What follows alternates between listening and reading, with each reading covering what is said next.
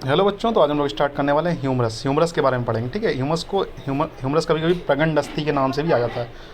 हो सकता है पेपर में आपके प्रगंड अस्थि के नाम से जाए, प्रगंड अस्थि क्या है, प्रगंड अस्थि का विस्तृत सचित्र वर्णन करें, तो वहाँ पर कंफ्यूज नहीं होता, ह्यूमरस ही पूछ रहा है। ठीक है। आपके आयुर्वेद एस्पेक्ट से भी पूछ सकते हैं ना, इसलिए। तो इसका इंट्रोडक्शन देखें। ह्यूमरस अपर लिम्ब की सबसे लंबी और एकमात्र बोन होती है जो शोल्डर जॉइंट को, यानी ग्लीनो ह्यूमरल जॉइंट, जो जब आपको शोल्डर पढ़ाया, जब स्कैपुला पढ़ाया था, बताया था ग्लीनो ह्यूमरल जॉइंट को एल्बो जॉइंट से कनेक्ट करती है। यह एक बोन है और ट्रिपिकल लॉन्ग बोन है की तरह इसमें एक शाफ्ट, दो एंड्स, अपर एंड और लोअर एंड होते हैं। देखो, humerus is a long bone which connects the shoulder joint from the elbow joints. It's a typical long bone which are the three parts. इसके तीन पार्ट्स कौन कौन से होते हैं? अपर एंड, लोअर एंड और शाफ्ट। ठीक है, सिंपल भाषा में बोलें तो। अब पार्ट्स ऑफ ह्यूमरस, अब हम लोग इसे पार्ट वाइज ही पढ़ेंगे। जैसे अपर एंड को पढ़ेंगे, फिर शाफ्ट को पढ़ेंगे, फिर लोअर एंड को पढ़ेंगे। ठीक है। पार्ट्स ऑफ ह्यूमरस, ह्यूमरस के भाग। ठीक है। अपर एंड मतलब ऊपरी सिरा, अपर एंड के बारे में पढ़ेंगे। अपर एंड में क्या होता है? हेड होता है। Head is round in shape, जो स्कैपुला को ग्लिनोइड कैविटी में फिट करता है। हेड जो होगा वो राउंडेड शेप में होगा, जो गोलाकार होता है, जो स्कैपुला की ग्लिनोइड कैविटी में फिट होता है। आप चाहें तो पेपर में हिंदी में भी लिख सकते हैं। ठीक है। ये जरूरी नहीं कि आप इंग्लिश में ही लिखें, आप हिंदी में भी लिखेंगे तब भी आपको पूरे नंबर मिलेंगे। मेन कॉन्सेप्ट ये होता है, टीचर को समझाना है कि आप मतलब सही से पढ़ें या नहीं। ठीक। एनाटॉमिकल नेक या हेड के जस्ट नीचे होता है। हेड के जस्ट नीचे जो एक लाइन जैसी होगी, आपको डायग्राम दिखाएंगे तो वहाँ पर बताएंगे। हेड के जस्ट नीचे एक लाइन जैसी होगी, उसे कहते हैं हम लोग, क्या कहते हैं? एनाटॉमिकल नेक। ठीक है। एंड और आर्टिकुलर सरफेस को मेटाफाइसिस से अलग करता है। ये आर्टिकुलर सरफेस, जो घूमने वाला सरफेस है, जो उसका हेड है, जो घूमने वाला सरफेस है, उसको मेटाफाइसिस है, उससे अलग करता है। ठीक है। ग्रेटर ट्यूबरकल द लैटरल और पोस्टीरियर में स्थित होता है, मतलब लैटरल साइड और पोस्टीरियर पीछे साइड स्टेट होता है। इसमें तीन रोटेटर कफ मसल्स होते हैं। ग्रेटर ट्यूबरकल में तीन मसल्स होते हैं। ये कैसे याद करोगे? SIT, सिट करके याद करोगे। ठीक है। सुप्रास्पाइनेटस, इंफ्रास्पाइनेटस और टेरिस माइनर। ठीक है। ये हम लोग वहाँ पर स्कैपुला में पढ़ेगा। सुप्रास्पाइनेटस, इंफ्रास्पाइनेटस स्पाइन के ऊपर थी, एक स्पाइन के नीचे थी, एक टेरिस माइनर थी, एक टेरिस मेजर थी, वहाँ पढ़े थे। ठीक है। वही वाली मसल्स आके यहाँ पर अटैच होती हैं। ठीक है। इन्हें रोटेटर कफ मसल्स भी कहते हैं। ठीक है। लेसर ट्यूबरकल में एंट्रीली स्थित होता है और सब स्कैपुलर मसल से इससे जुड़ता है। ठीक है। ये ग्रेटर ट्यूबरकल में तीन है। किस तरीके से याद करोगे? SIT करके याद करोगे। सुप्रास्पाइनेटस, इंफ्रास्पाइनेटस और टेरिस माइनर। ठीक है, इसमें अटैच होती हैं। लेसर ट्यूबरकल में क्या होता है? लेसर ट्यूबरकल जो होता है आगे की ओर स्थित होता है और ग्रेटर ट्यूबरकल पीछे की ओर स्थित होता है। इस तरीके से याद कर सकते हैं। ठीक है। सिंपल, ग्रेटर है तो पीछे की ओर है और लेसर है तो आगे की ओर है। ठीक है, इस तरीके से याद कर सकते हैं। ठीक है। उसमें सुप्रास्पाइनेटस, इंफ्रास्पाइनेटस और टेरिस मेजर, इसमें सब स्कैपुलरिस मसल्स है। तो मसल का नाम याद करेंगे तो साथ में आपको इंसर्शन और ओरिजिन भी याद आ जाएंगे साथ में। तो 3, 1, 4 मसल्स, इंसर्शन और ओरिजिन यहीं पर याद होगा। ठीक है। इंटर ट्यूबरकल सर्कस या बाइसिपिटल ग्रुप दो ट्यूबरकल्स के बीच में होता है और जिसमें long heads of biceps brachii tendon चलता है। ठीक है। Long head of biceps brachii tendon इसमें चलता है। ठीक है। इंटर ट्यूबरकल सर्कस क्या होता है? दो ट्यूबरकल के बीच में, ग्रेटर ट्यूबरकल और लेसर ट्यूबरकल के बीच में एक सल्कस होता है, मतलब गड्ढे के आकार का गड्ढा जैसा होगा, उसे कहेंगे इंटर ट्यूबरकल सल्कस या बाइसिपिटल ग्रुप। ठीक है, बाइसिपिटल ग्रुप। तो ये क्या करता है? इसमें long head of biceps brachii का टेंडन चलता है। ठीक है। सर्जिकल नेक क्या होती है? हेड और शाफ्ट के बीच में एक नैरोड पार्ट होता है या फ्रैक्चर के लिए कॉमन साइड है, खासकर एल्डरली में। देखो, सर्जिकल नेक क्या होती है? जो देखो, जो BDC में जो लाइन लिखी हुई है, सर्जिकल नेक क्या हो, जो हेड को बॉडी से अलग करे, मतलब हेड को शाफ्ट से अलग करे, उसे सर्जिकल नेक कहते हैं। ठीक है। किताब में ऐसे लिखा हुआ है। यहाँ पर क्या लिखा है? यहाँ पर लिखा हुआ है हेड और शाफ्ट के बीच में एक नैरोड पार्ट होता है, मतलब नैरो पार्ट होगा, या फ्रैक्चर के लिए कॉमन साइड है। मतलब यहाँ सबसे ज़्यादा कॉमन फ्रैक्चर कहाँ पर होता है? सर्जिकल नेक पर कॉमन फ्रैक्चर होता है। दो आपको नेक पढ़नी है, एक सर्जिकल नेक, एनाटॉमिकल नेक। एनाटॉमिकल नेक क्या है? हेड को बाकी ऊपर वाले पार्ट से अलग करता है, और जो सर्जिकल नेक है वो अपर वाले पार्ट को शाफ्ट से अलग करता है। इस तरीके से याद रखें। सर्जिकल मतलब अपर वाले पार्ट को शाफ्ट से अलग करेगा, और एनाटॉमिकल नेक क्या करेगा? एनाटॉमिकल नेक हेड को बाकी ऊपर वाले पार्ट से अलग करेगा। ठीक है। अब हम लोग शाफ्ट या मिडल पोर्शन पढ़ने वाले हैं। ठीक है। ये हेड को शाफ्ट से अलग करता है। हेड और शाफ्ट के बीच में एक नर्व पार्ट या फ्रैक्चर के लिए कॉमन साइड है, खासकर एल्डरली में। ठीक है। हम लोग शाफ्ट के बारे में पढ़ेंगे। शाफ्ट में मिडल पोर्शन है, लगभग सिलेंड्रिकल होता है। देखो, शाफ्ट अगर आप इसकी देखोगे ह्यूमरस की, तो सिलेंड्रिकल होगी। ठीक है। डेल्टॉइड ट्यूबरोसिटी लेटरल सरफेस पर होता है या डेल्टॉइड मसल इंसर्ट होती है। देखो, डेल्टॉइड ट्यूबरोसिटी लिखोगे, उसके आगे आप एक लाइन लिखोगे क्या? कि इंसर्शन ऑफ डेल्टॉइड मसल। यहाँ पर डेल्टॉइड मसल जाके इंसर्ट होगी। रेडियल ग्रुप की बात करें तो रेडियल ग्रुप को स्पायरल ग्रुप भी कहते हैं। ये कहाँ होती है? पोस्टीरियर, मतलब पीछे साइड होती है, और यहाँ पर रेडियल नर्व और डीप ब्रेकियल आर्टरी पास होती हैं। रेडियल ग्रुप में क्या होता है? रेडियल ग्रुप मतलब गड्ढा जैसा होगा, वहाँ पर क्या होगा, पोस्टीरियर साइड पर होगी और यहाँ पर रेडियल नर्व पास करेगी, ठीक है, और रेडियल नर्व और डीप ब्रेकियल आर्टरी पास करेगी। तो आप सीधे रेडियल से रेडियल नर्व याद कर सकते हैं, ठीक है, ज़्यादा चीज़ें याद करने की जरूरत नहीं है। तो लोअर एंड के बारे में पढ़ेंगे, ठीक है। लोअर एंड क्या होता है, फ्लाइटेड होता है और एल्बो जॉइंट बनाता है। लोअर एंड जो होगा फ्लाइटेड होगा और एल्बो जॉइंट बनाएगा, ठीक है। कैपिचुलम की बात करें तो लेटरल साइड पर होता है, यह रेडियस के हेड के साथ आर्टिकुलेट करता है। देखो कैपिटुलम जो होगा वो कैपिटुलम जो होगा एक मतलब डमरू जैसा आकार का होगा, तो वो क्या करेगा, ठीक है, गड्ढा सा होगा, ठीक है। लेटरल साइड पर होता है, यह रेडियस के हेड के साथ आर्टिकुलेट करता है। जब डायग्राम आपको बताएंगे तो वहाँ पर डिटेल में आपको बताएंगे क्या कैपिटुलम है, कैसा ट्रोक्लिया है, ठीक है। ट्रोक्लिया जो होगा मिडल साइड पर होता है, यह अल्नास के ट्रोक्लिया नॉस से जुड़ता है। देखो कैपिटुलम जो है वो रेडियस से जुड़ेगा, सी आर याद कर सकते हैं, और टी यू याद कर सकते हैं, टी यू सी आर, ठीक है, टी यू सी आर करके याद कर सकते हैं। तो जो कैपिटुलम होगा वो लेटरल साइड पर होगा और रेडियस के हेड के साथ आर्टिकुलेट करेगा, और जो ट्रोक्लिया होगा वो ट्रोक्लिया नोच और अल्ना के साथ आर्टिकुलेट करेगा, ठीक है।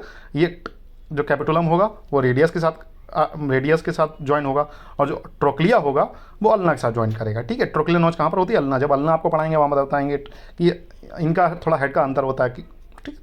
कोरोनॉइड फोसा एंटीरियर साइड पर होता है, ट्रोक्लिया के ऊपर होता है। कोरोनॉइड प्रोसेस ऑफ अल्ना को रिसीव करता है, ठीक है। कोरोनॉइड फोसा जो होगा वो क्या करेगा, वो कोरोनॉइड प्रोसेस ऑफ अल्ना को रिसीव करता है, ठीक है। अब हम लोग ओलिक्रेनल फोसा पढ़ेंगे, ठीक है। यहाँ पर फोसास हैं कुछ हमने इसके लोअर एंड पर बहुत सारे 4-5 पार्ट हैं, तो चारों 5 पहले हमने क्या पढ़ा, पहले हमने कैपिटुलम पढ़ा, सी आर याद कर सकते हैं। तो कैपिटुलम किसके साथ करेगा, रेडियस के साथ। टी यू याद कर सकते हैं, टी किसके, ट्रोक्लिया किसके साथ करेगा, अल्ना के साथ। सी आर सी है तो सी वैसे भी और क्रोनोइड प्रोसेस ऑफ अल्ना के साथ करेगा, ठीक है। अब बात करते हैं हम लोग ओलिक्रेनल फोसा। ओलिक्रेनल प्रोसेस कहाँ पर होता है, पीछे साइड पर होता है, जो अल्ना के ओलिक्रेनल प्रोसेस को एकोमोडेट करता है। अल्ना के क्या, ओलिक्रेनल प्रोसेस को एकोमोडेट करता है। जब शोल्डर एक्सटेंड होता है, जब शोल्डर मतलब जब एल्बो को आप एक्सटेंड करते हैं, मतलब बाहर की ओर खोलते हैं, तब ये एकोमोडेट करता है उस समय, ठीक है। मीडियल एपिकॉन्डाइल बड़ा और प्रोमिनेंट होता है, मतलब मीडियल एपिकॉन्डाइल का मतलब अगर मीडियल एपिकॉन्डाइल बड़ा होगा, ठीक है।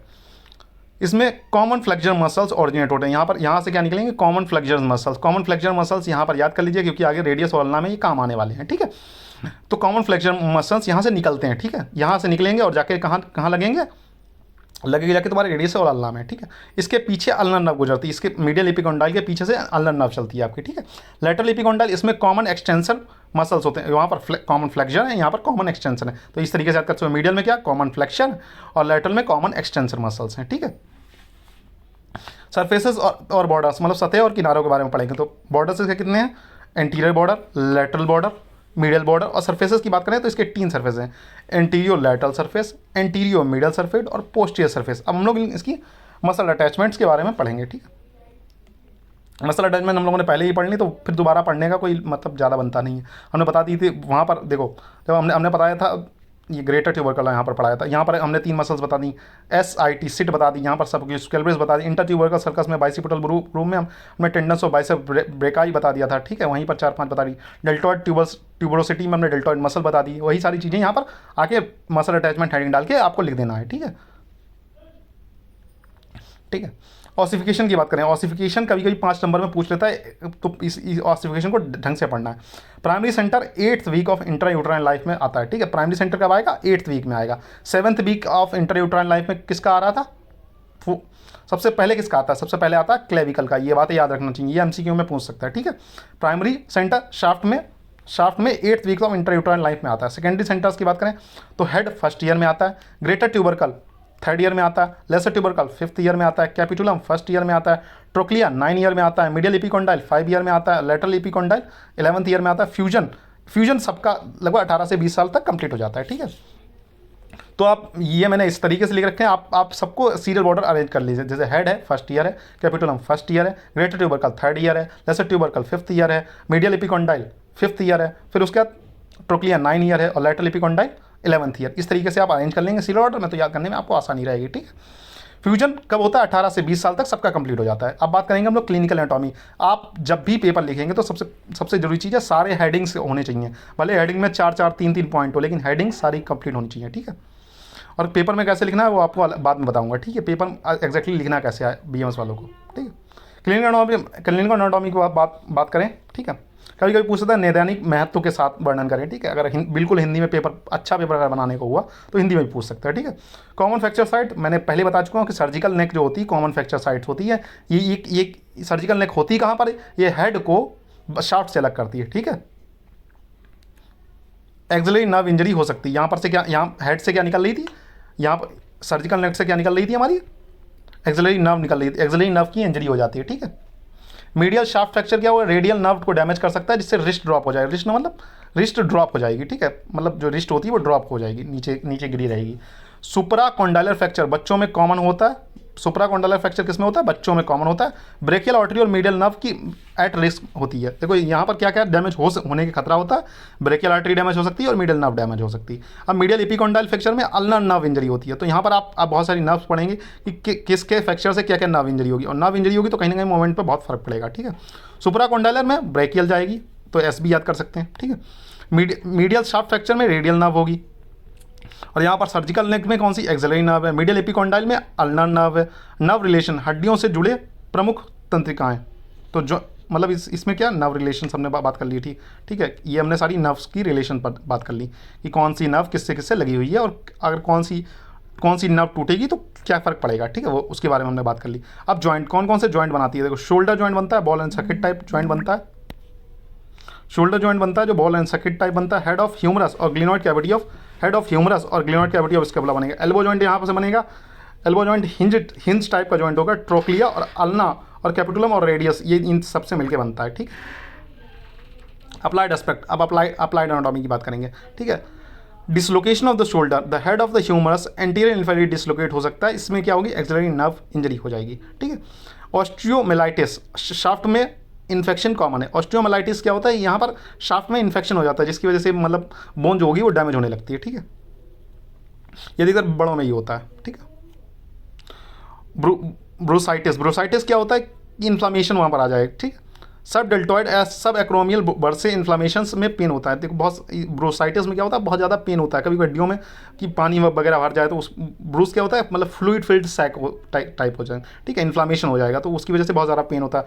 पुल्ड एल्बो ये छोटे बच्चों में होता है, छोटे बच्चों में रेडियस के डिसलोकेशन पर होता है। कभी कभी ह्यूमरस पर फोर्स भी इफेक्ट करता है।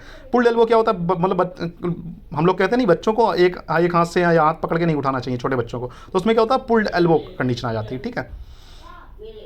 रेडियोलॉजिकल एग्जामिनेशन की बात करें अगर किस तरीके से करेंगे, तो head rounded articulates with glenoid. Greater tubercle identify muscle attachment, greater tubercle और लेसर ट्यूबरकल मसल अटैचमेंट के लिए।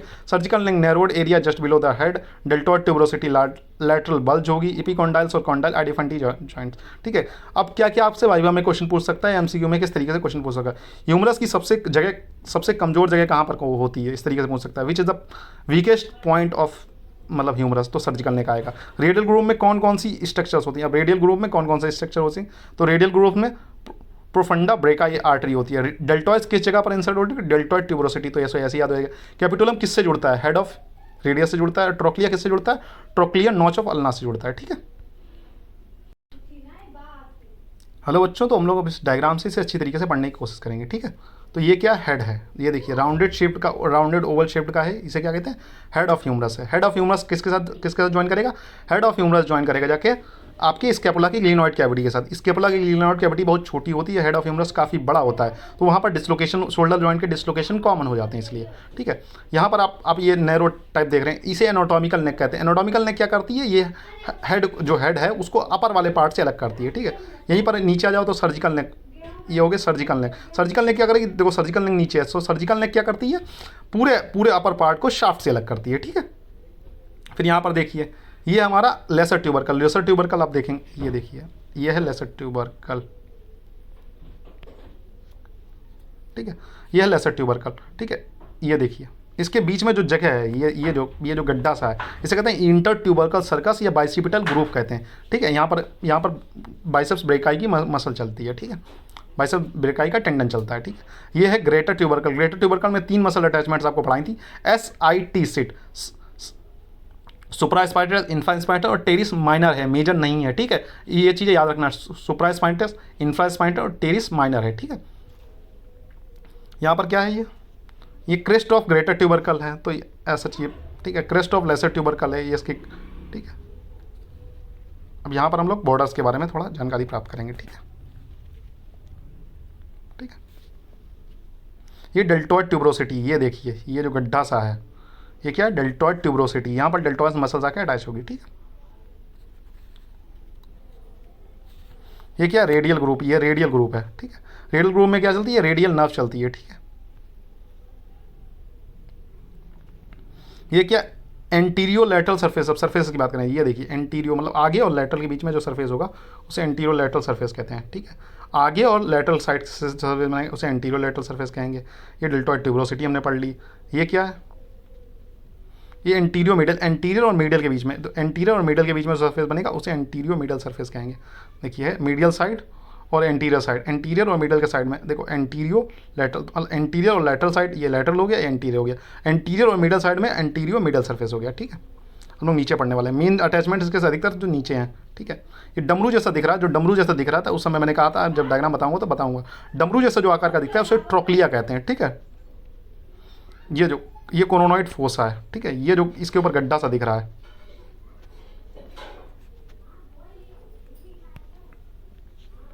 ये जो गड्ढा सा दिख रहा है, ठीक है, ट्रोक्लिया के जस्ट ऊपर होता है, ट्रोक्लिया के जस्ट ऊपर होता है कोरोनॉइड फोसा, ठीक है। यहाँ की बात करें तो मीडियल सुप्राकॉन्डाइलर रिज, ठीक है, मीडियल सुप्राकॉन्डाइलर रिज होगी।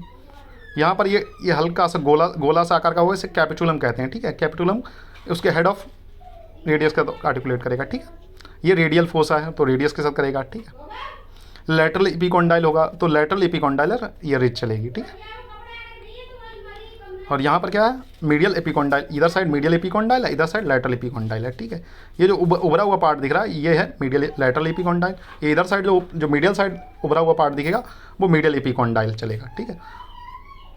इधर साइड इसकी ऊपर ये ऊपर जो जाके बनाएगा रिज तो मीडियल सुप्राकॉन्डाइलर रिज, ये इधर साइड लैटरल सुप्राकॉन्डाइलर रिज, ठीक है। यहाँ पर क्या चलेगा, यहाँ पर चलेगा आपका रेडियल फोसा, ठीक है, ठीक है। पीछे होगा इस